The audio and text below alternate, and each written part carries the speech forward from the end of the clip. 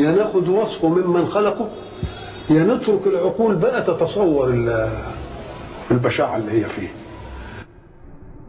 هل الشيطان مخلوق بشع؟ هل هو وحش مخيف له قرون وأنياب؟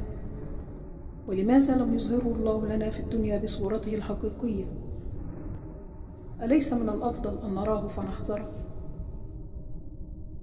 ولماذا شبه الله تعالى الشيطان المخلوق الغيبي بمخلوق غيبي آخر وهو شجرة الزقوم؟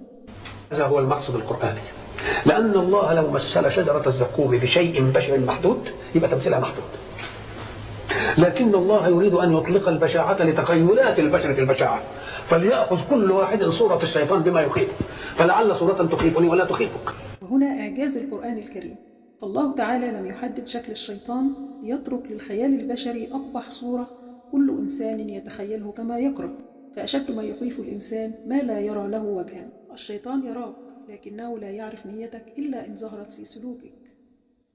وسوسة الشيطان لن تنجح إلا إذا وجدت هوى في نفسك، ويدخل لك من أبواب الغفلة، فاذكر الله دائما تسد عليه الطريق.